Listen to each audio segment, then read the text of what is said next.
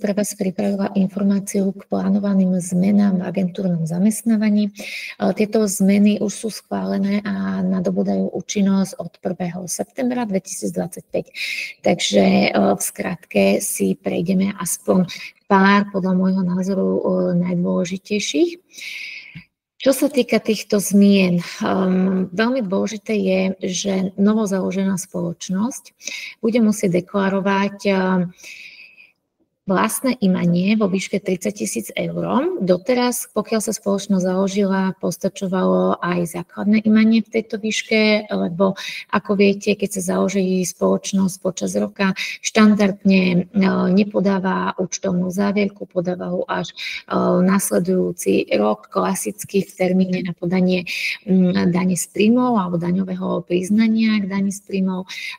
V takomto prípade od 1.9. už nebude možné využívať základné imanie, čiže aj novozaložená spoločnosť si bude musieť nájsť spôsob, ako podať účtovnú závierku. V praxi sme sa stretli s tým, že môže to byť aj mimoriadna účtovná závierka. Samozrejme, tam odporúčame sa poradiť s účtovníkom, za akých možností je vôbec akceptované podanie takéto mimoriadnej účtovnej závierky. Čiže toto je veľmi dôležitá zmena, ktorá istým spôsobom bude limitovať teda novozaložené spoločnosti v tom, že si nebudú môcť, ale respektíve budú môcť, ale za sťažených podmienok podať žiadosť na agentúrne zamestnávanie. Druhá veľmi podstatná zmena. Konateľ zrušené ADZ nezaloží ďalšiu ADZ-ku 3 roky. V podstate doterajšia situácia bola taká, že agentúra dočasného zamestnávania, nejaká SROčka, porušila nejakú povinnosť, veľmi často napríklad nepodala ročnú správu alebo aj kleslo vlastné imanie v účtovnej závierke, prípadne nezamestnávala počas 12 mesiacov aspoň jednu osobu na Slovensku a ústredie práce jej zrušilo povolenie. Štandardne takéto ADZ-ky si potom založili novú ADZ-ku, bol to nový subjekt a začali fungovať na túto novú ADZ-ku. V podstate teraz sa zaviedlo obmedzenie, že konateľ zrušenej ADZ-ky nemôže založiť ďalšiu ADZ-ku alebo vystupovať ďalšej ADZ-ke najbližšie 3 roky.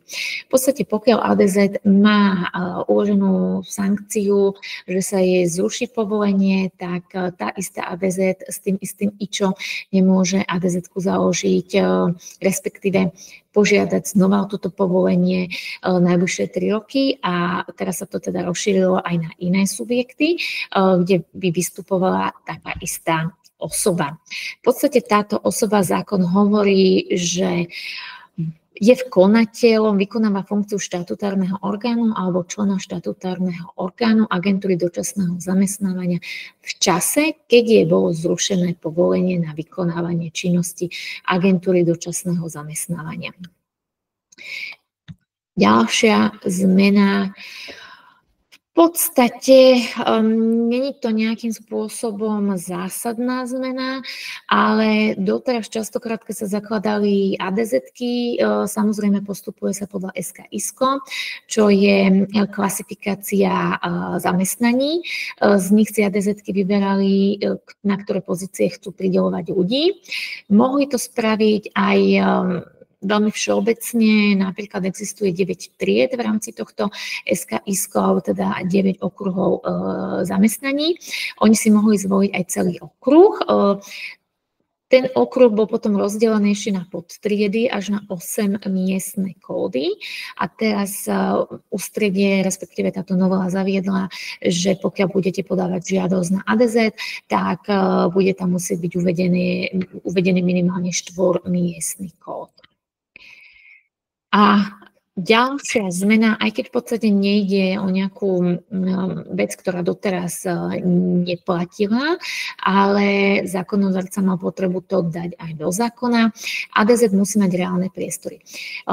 Čo to znamená? Dôležité je si uvedomiť, že adresa spoločnosti alebo sídlo spoločnosti, ktoré je štandardne zapísané v obchodnom registri, nemusí byť totožné s adresou sídla ADZ-ky, čiže odkiaľ ADZ-ka vykonáva svoju činnosť, čiže nejaká kancelária.